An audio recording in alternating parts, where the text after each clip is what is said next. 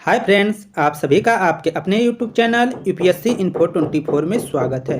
तो दोस्तों, हम उम्मीद करते हैं कि आप सभी लोग स्वस्थ होंगे और खुश होंगे। फ्रेंड्स, ये जो वीडियो है पीजीटी इतिहास का भाग 19 है। तो अगर आप टीजीटी, पीजीटी, एलटी ग्रेड और जीआईसी की तैयारी कर रहे हैं तो ये वीडियो आपके लिए है। दोस्तों, इस वीडियो में टोटल 10 क्वेश्चन मिलेंगे जिनकी व्याख्या भी दी गई है। तो दोस्तों, ये आने वाले किसी भी एग्जाम में अति महत्वपूर्ण साबित होने वाले हैं क्वेश्चन। तो वीडियो के अंत तक बने रहिए और देखिए आप कितना क्वेश्चन कर पा रहे हैं। क्वेश्चन पहला है 81 नंबर। सुभाष चंद्र बोस ने दिल्ली चलो का आह्वान कहाँ से किया था? सुभाष चंद्र बोस ने दिल्ली चलो का आह्वान कहाँ से किया था? ऑप्शन ए है सिंगापुर से, ऑप्शन बी है वर्मा से, ऑप्शन सी है जर्मनी से, ऑप्शन डी है जापान से। तो आंसर क्या हो जाएगा दोस्तों? ऑप्शन ए सही हो जाएगा, सिंगापुर से। सुभाष चंद्र बोस ने एक नारा दिया था कि दिल्ली चलो, और वो कहाँ से दिया था? तो वो शुरुआत में सिंगापुर से ही दिए थे, वहीं से आह्वान किए थे सैनिकों को। और ये क्वेश्चन आप देख रहे हैं कि उत्तराखंड जीआईसी प्रवक्ता में 2018 में पूछा गया है। तो क्वेश्चन बहुत ही इंपॉर्टेंट है। व्याख्या देख लेते हैं फ्रेंड्स। सुभाष चंद्र बोस ने दिल्ली चलो के नारा का आह्वान सिंगापुर से किया था तथा 21 अक्टूबर 1943 को इन्होंने सिंगापुर में स्वतंत्र भारत की अस्थायी सरकार, जिसे आज़ाद हिंद सरकार, का गठन किया था। अन्य महत्वपूर्ण तथ्य को देख लेते हैं। 9 जुलाई 1943 को सिंगापुर के टाउन हॉल के सामने सुप्रीम कमांडर के रूप में सेना को संबोधित करते हुए दिल्ली चलो का नारा दिया। और ये नारा किस समय दिया गया था? तो द्वितीय विश्व युद्ध के समय। उस समय आपका दूसरा विश्व युद्ध चल रहा था जो 1939 में शुरू होता है। आगे चलते हैं दोस्तों, 42 नंबर क्वेश्चन देखते हैं और ये विश्व के इतिहास का अति महत्वपूर्ण क्वेश्चन साबित होगा। क्वेश्चन आपका नवोदय में पूछा गया है पीजीटी 2019 में। दोस्तों, एक सूचना है कि अगर आप ये वीडियो देख रहे हैं तो कल और परसों मतलब 28 और 29 को नवोदय का एग्जाम है। तो आप एग्जाम के लिए पूरा पेपर जो है तैयार कर लें कि आपको आधार कार्ड लेकर जाना है, फोटो लेकर जाना है, एक वाल पेन लेकर जाना है, वो ब्लैक और मतलब ब्लैक हो या वो नीला कोई भी चलेगा, ठीक है। दोनों में से कोई एक कल लेकर जाना, बाल पॉइंट लेकर जाना है। और इसके बाद सब इंट्रोडक्शन पूरा पढ़ लीजिएगा, क्या क्या दिया गया है, निर्देश क्या क्या है। क्वेश्चन पे चलते हैं। 82 नंबर है। 2 दिन पेपर है 28 और 29 को टीजीटी का, ठीक है। क्वेश्चन है 82 का, मेईजी क्रांति के बारे में निम्नलिखित कथनों पर विचार करें। मेईजी क्रांति के बारे में निम्नलिखित कथनों पर विचार करना है। मेईजी रिवॉल्यूशन के बारे में विचार करना है। कथन दिया है, पहला कथन है, यह नीचे के स्तर वाली एक क्रांति थी।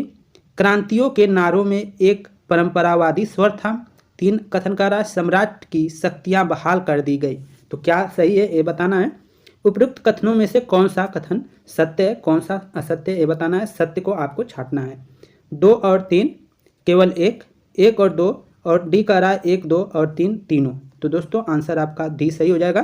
तीनों कथन जो है मेईजी क्रांति के संबंध में सही है कि यह नीचे के स्तर वाली एक क्रांति थी। क्रांति के नारों में एक परंपरावादी स्वर था और सम्राट की शक्तियों इसमें बहाल कर दी गई थी इस क्रांति के द्वारा। तो ऑप्शन आपका डी सही हो जाएगा। व्याख्या देख लीजिए, बहुत ही विस्तृत व्याख्या यहाँ पे मिलेगा आपको।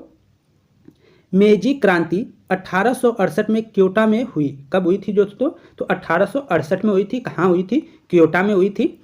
एक राजनीतिक क्रांति थी जिसके द्वारा टोका गांव एसीबोनू को जापान का शासक बनाया गया था। किसको बनाया गया था जापान का शासक एक क्रांति के द्वारा? तो टोका गावा को एसी नोबू को जापान का शासक बनाया गया था। इस क्रांति ने सम्राट की शक्ति बहाल कर उन्हें उत्तरदायित्व प्रदान किया। इसे आम जन या निचले स्तर की क्रांति भी कहा जाता है। इसे आम जन क्रांति या निचले स्तर की क्रांति भी कहा जाता है। इस क्रांति के नारों में जैसे क्या क्या थे? देश को समृद्धि करें, सेना को मजबूत करें, दिए गए, जिसमें से एक परंपरावादी स्वर दिखाई पड़ता है। अतः तीनों कथन जो उपयुक्त हैं वो सही है, सत्य हैं। आगे चलते हैं। 83 नंबर क्वेश्चन है और ये क्वेश्चन आपका उत्तराखंड असिस्टेंट प्रोफेसर मतलब जो जीडीसी में 2017 में पूछा गया है, ठीक है। गवर्नमेंट डिग्री कॉलेज में 2017 वाला जो उत्तराखंड का पेपर हुआ था उसमें आ चुका है क्वेश्चन। क्वेश्चन क्या है फ्रेंड? पेशवार कांड का नायक कौन था? पेशावर कांड का नायक कौन था? ऑप्शन ए है खान अब्दुल गफ्फार खान, ऑप्शन बी है मुकुंदी लाल, ऑप्शन सी है सरदार वल्लभ भाई पटेल और ऑप्शन डी है चंद्र सिंह गढ़वाली। तो कौन हो जाएगा दोस्तों इसका आंसर? तो 83 का आंसर आपका डी सही हो जाएगा। चंद्र सिंह गढ़वाली आपका आंसर है। तो पेशावर कांड का नायक कौन था? आंसर हो जाएगा चंद्र सिंह गढ़वाली, आप याद रखेंगे। व्याख्या देख लीजिए। पेशावर कांड जो 1830 में हुआ था, 1930 में हुआ था। पेशावर कांड कब हुआ था? 1930 में हुआ था। और इसके नायक कौन थे? तो चंद्र सिंह गढ़वाली थे। सविनय अवज्ञा आंदोलन जो 1930 में हुआ था के दौरान पेशावर में गढ़वाल रेजिमेंट के सिपाहियों ने चंद्र सिंह गढ़वाली के नेतृत्व में निहत्थी भीड़ पर गोली चलाने से इनकार कर दिया था। इतिहास में यह घटना पेशावर कांड के नाम से प्रसिद्ध है। इसको आप नोट कर लीजिएगा। आगे चलते हैं। 84 नंबर क्वेश्चन बहुत ही इंपॉर्टेंट क्वेश्चन है और उत्तराखंड जीआईसी प्रवक्ता 2018 में पूछा गया क्वेश्चन है। हिटलर के पोलैंड पर आक्रमण के से द्वितीय विश्व युद्ध प्रारंभ हुआ। हिटलर के पोलैंड पर आक्रमण से द्वितीय विश्व युद्ध क्या हुआ? प्रारंभ हुआ। इस आक्रमण की तिथि क्या थी? आक्रमण की तिथि बताना है आपको। ऑप्शन 1 है 1 जुलाई 1939, ऑप्शन बी है 28 जुलाई 1939, ऑप्शन सी है 1 सितंबर 1939, ऑप्शन डी है 3 सितंबर 1939। तो आंसर हो जाएगा दोस्तों 1 सितंबर 1939 को यह घटना जो है प्रारंभ हुई थी, मतलब द्वितीय विश्व युद्ध प्रारंभ हुआ था 1 सितंबर 1939 को। और कब हुआ था? क्योंकि हिटलर ने पोलैंड पर आक्रमण कर दिया था। आगे चलते हैं। इसका व्याख्या देख लीजिए। व्याख्या है 1 सितंबर 1939 को हिटलर ने पोलैंड पर आक्रमण से द्वितीय विश्व युद्ध प्रारंभ हुआ। 1 सितंबर 1939 को हिटलर के पोलैंड पर आक्रमण से द्वितीय विश्व युद्ध क्या हुआ? प्रारंभ हुआ। अन्य महत्वपूर्ण तथ्य देख लेते हैं। जर्मनी ने पोलैंड पर आक्रमण किया। इसके 2 दिन बाद फ्रांस एवं ब्रिटेन ने जर्मनी के विरुद्ध युद्ध की घोषणा की और इसी के साथ द्वितीय विश्व युद्ध की क्या हुई? शुरुआत हो गई। द्वितीय विश्व युद्ध का तत्कालिक कारण जर्मनी का पोलैंड पर आक्रमण था। एक क्वेश्चन बार बार पूछता है कि दूसरे विश्व युद्ध का तत्कालीन कारण क्या था? तो वो था जर्मनी का पोलैंड पर आक्रमण। यह युद्ध 6 वर्षों तक लड़ा गया। इस युद्ध का अंत 2 सितंबर 1945 का हुआ। 1 सितंबर 1939 को शुरू हुआ और 2 सितंबर 1945 को ख़त्म हुआ है। तो इसको आप याद रखेंगे। आगे चलते हैं। 85 नंबर क्वेश्चन है और ये क्वेश्चन आपका एमपी असिस्टेंट प्रोफेसर 2017 में पूछा गया है। क्वेश्चन है फ्रेंड्स, स्वतंत्रता, समानता एवं बंधुत्व के सिद्धांत निम्नलिखित में से किस काल से उत्पन्न हुए हैं? किस काल में उत्पन्न हुए हैं? ऑप्शन ए है गौरवपूर्ण क्रांति, ऑप्शन बी है अमेरिका की क्रांति से, ऑप्शन सी है फ्रांस की क्रांति से, ऑप्शन डी है औद्योगिक क्रांति से। तो आंसर हो जाएगा इसका सी, फ्रांस की क्रांति से। स्वतंत्रता, समानता एवं बंधुत्व के सिद्धांत जो है फ्रांस की क्रांति से उत्पन्न हुए हैं। ऑप्शन सी सही हो जाएगा। आगे चलते हैं। इसका व्याख्या देख लीजिए। जो तो व्याख्या है स्वतंत्रता, समानता एवं बंधुत्व के सिद्धांत फ्रांस की क्रांति के काल में उत्पन्न हुए थे। 1789 में हुई फ्रांस की क्रांति के समय लुई 16वां का शासन था। किसका शासन था? 1789 में तो लुई 16वां का शासन था। क्रांति के बाद संविधान सभा ने मानव अधिकारों की घोषणा की और स्वतंत्रता, समानता और बंधुत्व के सिद्धांत पर बल दिया। अन्य महत्वपूर्ण तथ्य देख लेते हैं। स्टुअर्ट वंश के राजा जेम्स द्वितीय को स्वेच्छाचारी के कारण 1688 ईस्वी में इंग्लैंड की गौरवपूर्ण क्रांति हुई, जबकि 18वीं सदी के उत्तरार्ध में इंग्लैंड में औद्योगिक क्रांति का प्रारंभ हुआ। अमेरिकी क्रांति के बाद संविधान निर्माण की प्रक्रिया में नागरिक अधिकार, शक्ति के पृथक्करण का सिद्धांत, न्यायिक पुनरावलोकन आदि तत्वों को शामिल किया गया। ये कुछ महत्वपूर्ण तथ्य थे। आगे क्वेश्चन है 86 नंबर है और एक क्वेश्चन आपका नवोदय पीजीटी परीक्षा 2019 में पूछा गया है, जून में जो हुआ था। और आपका नवोदय का पेपर कल 28 और 29 को भी है। तो आप एडमिट कार्ड डाउनलोड कर लीजिए और आप पेपर जरूर देने जाएं। अगला क्वेश्चन है फ्रेंड्स, अरब पर निम्नलिखित में से किसने कब्जा किया था? इस कब्जे ने धर्म युद्ध का नेतृत्व किया। अरब पर निम्नलिखित में से किसने कब्जा किया था? इस कब्जे ने धर्म युद्ध का नेतृत्व किया। ऑप्शन ए है बीजान्टियम, ऑप्शन बी है सीरिया, ऑप्शन सी है जेरूसलम, ऑप्शन डी है लेबनान। तो आंसर क्या हो जाएगा दोस्तों? इसका आंसर सी हो जाएगा, जेरूसलम। ठीक है। अरब पर निम्नलिखित में से किसने कब्जा किया था? तो वो किए थे जेरूसलम ने। ऑप्शन आपका सी सही है। व्याख्या देख लेते हैं। अरबों ने जेरूसलम को ईसाइयों से 638 में जीता। यूरोप के ईसाइयों ने 1095 और 1291 के बीच अपने धर्म की पवित्र भूमि जेरूसलम में स्थित ईसा मसीह की समाधि का गिरजाघर मुसलमानों से छीनने और अपने अधिकार में करने के प्रयास में जो युद्ध हुआ उसको बाद में धर्म युद्ध कहा गया। दोस्तों, यह युद्ध कब हुआ था? तो ये युद्ध जो हुआ था आपको मिल जाएगा कि 1095 से 1291 के बीच एक पवित्र भूमि थी जेरूसलम में स्थित थी। ईसा मसीह की जो समाधि का गिरजाघर मुसलमानों से छीनने और अपने अधिकार में करने के प्रयास में जो युद्ध हुआ था उसी को क्या कहा गया? धर्म युद्ध हुआ था। अगला क्वेश्चन है 87 नंबर। 1836 में बुढ़वा मंगल मेला का आयोजन किस स्थल पर किया गया? बहुत ही अंदर से क्वेश्चन है। 1836 में बुढ़वा मंगल मेला का आयोजन किस स्थल पर किया गया? और ये आप देख रहे हैं एमपी असिस्टेंट प्रोफेसर 2017 में पूछा गया है। व्याख्या है, ऑप्शन है पन्ना में, ऑप्शन बी है जैतपुर में, ऑप्शन सी है चरखारी में, ऑप्शन डी है ओरछा में। तो आंसर हो जाएगा दोस्तों इसका 87 का सी, चरखारी में। तो 1836 में बुढ़वा मंगल मेला का आयोजन किस स्थल पर किया गया था? तो आंसर हो जाएगा चरखारी में। व्याख्या इसका देख लीजिए। 1836 में बुढ़वा मंगल मेला का आयोजन महोबा जिले के चरखारी में किया गया था। अन्य महत्वपूर्ण तथ्य है, बुढ़वा मंगल मेला बुंदेलखंड की लोक संस्कृति का हिस्सा रहा है।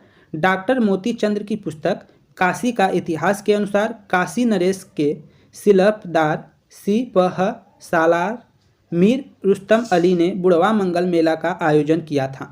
वहीं बनारस गजेटियर के अनुसार नवाब आसफ दौला के पुत्र वजीर अली ने बुढ़वा मंगल मेला की शुरुआत की थी। तो बुढ़वा मंगल मेला की बनारस गजेटियर के अनुसार यह है कि उसने नवाब जो आसफ दौला के पुत्र वजीर अली ने बुढ़वा मंगल मेला की शुरुआत की थी। तो एक क्वेश्चन बनारस से भी हो गया है, तो आपके यूपी के एग्जाम में भी पूछा जा सकता है। अगला क्वेश्चन है जो एमपी असिस्टेंट प्रोफेसर 2017 में पूछा गया है। निम्नलिखित में से किसने जय सुइट संघ की स्थापना की थी? निम्नलिखित में से किसने जय सुइट संघ की स्थापना की थी? ऑप्शन ए है इग्नेशियस लोयोला ने, ऑप्शन बी है टॉमस मूर ने, ऑप्शन सी है हेनरी एस लुकास ने, ऑप्शन डी है लॉर्ड एक्टन ने। तो कौन सा हो जाएगा दोस्तों? तो ऑप्शन एक सही हो जाएगा, ए सही हो जाएगा। इग्नेशियस लोयोला ने किया था। कुछ नाम अजीब है, तो ऑप्शन ए सही है इसका। व्याख्या देख लेते हैं। इग्नेशियस लोयोला ने जेसुइट संघ की स्थापना की थी। इसका उद्देश्य प्रोटेस्टेंट बने लोगों को कैथोलिक पंथ में पुनः दीक्षित करना था। लोयोला स्पेन का निवासी था जिसने अपना जीवन सैनिक के रूप में प्रारंभ किया और कालांतर में प्रतिवादी धर्म सुधार आंदोलन का सबसे सशक्त नेता सिद्ध हुआ। उसके द्वारा स्थापित सोसाइटी ऑफ जीसस ने नवीन क्षेत्रों में कैथोलिक संप्रदाय का विस्तार किया। आगे देखते हैं 89 नंबर क्वेश्चन। डोला पालकी आंदोलन का नायक कौन था? क्वेश्चन क्या है? डोला पालकी आंदोलन का नायक कौन था? ये question Uttarakhand assistant professor GDC मतलब गवर्नमेंट डिग्री कॉलेज के पेपर में 2017 में पूछा गया है। ऑप्शन एक है खुशी राम, ऑप्शन बी है हरि प्रसाद टमटा और ऑप्शन सी है सरस्वती टमटा और ऑप्शन डी है जयानंद भारती। तो इसका आंसर क्या हो जाएगा? जयानंद भारती। तो डोला पालकी आंदोलन का नायक कौन था? तो आंसर हो जाएगा जयानंद भारती। इसको याद रखेंगे। व्याख्या देख लीजिए, ये क्या होता है डोला पालकी आंदोलन? तो डोला पालकी आंदोलन के नायक जयानंद भारती थे। इस आंदोलन का मुख्य उद्देश्य शिल्पकारों दूल्हे दुल्हनों को डोला पालकी में बैठाने का अधिकार प्राप्त करना था। इसी के साथ साथ शिल्पकार आंदोलन भी चल रहा था जिसका प्रमुख नेता जयानंद भारती, खुशी राम तथा बलदेव सिंह आर्य थे। इन राष्ट्रवादी नेताओं ने अपने आंदोलन को राष्ट्रीय आंदोलन से जोड़ने का क्या किया? प्रयास किया। 10वां नंबर क्वेश्चन मतलब 90 नंबर है क्वेश्चन और इस वीडियो का आखिरी क्वेश्चन है और ये नवोदय PGT जो है 2019 में पूछा गया है। क्वेश्चन क्या है? भारत आने वाले पहले जहाज का नाम क्या था? भारत आने वाले पहले जहाज का नाम क्या था? ऑप्शन ए है टाइटैनिक, ऑप्शन बी है एलिजाबेथ, ऑप्शन सी है रेड ड्रेन, ऑप्शन डी है मेफालावर। तो ऑप्शन क्या हो जाएगा दोस्तों, सी सही हो जाएगा, रेड ड्रेन। ठीक है, भारत आने वाले पहले जहाज का नाम है रेड ड्रेन। व्याख्या देख लीजिए इसका का। भारत में आने वाला पहला अंग्रेजी जहाज रेड ड्रेन था। कैप्टन हॉकिंस के नेतृत्व में हेक्टर नामक जहाज अंग्रेजी जहाज जो 1608 में सूरत के बंदरगाह पर आकर रुका था तथा हॉकिंस भी वह प्रथम व्यक्ति था जिसने समुद्री मार्ग से भारत की भूमि पर कदम रखा था। दिए गए विकल्पों में हेक्टर नहीं है, तथापि रेड ड्रेन उसी जहाज बेड़े में शामिल था जिसमें हेक्टर जहाज था। तो दोस्तों इस तरह आपका आंसर जो हो जाएगा कि अगर रेड ड्रेन है तो वही हो जाएगा, नहीं तो आप अगर रेड ड्रेन की जगह हेक्टर जहाज रहता तो उसको हम कर लेते आंसर में। तो दोस्तों ये थे 10 नंबर क्वेश्चन, 10 क्वेश्चन जिसमें व्याख्या लेकर 20-30 नंबर हो जाएंगे। तो दोस्तों ये वीडियो कैसी लगी, अगर वीडियो पसंद आई है तो प्लीज़ वीडियो को लाइक कर दें और चैनल पर नए हैं तो चैनल को जरूर सब्सक्राइब कर लें। दोस्तों नमस्कार, शुभ रात्रि।